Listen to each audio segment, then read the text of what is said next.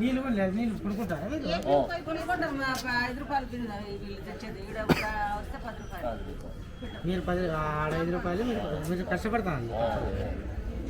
తెచ్చి ఇస్తుంటారు వారానికి ఒకసారి తెచ్చుకుంటాం మేడం.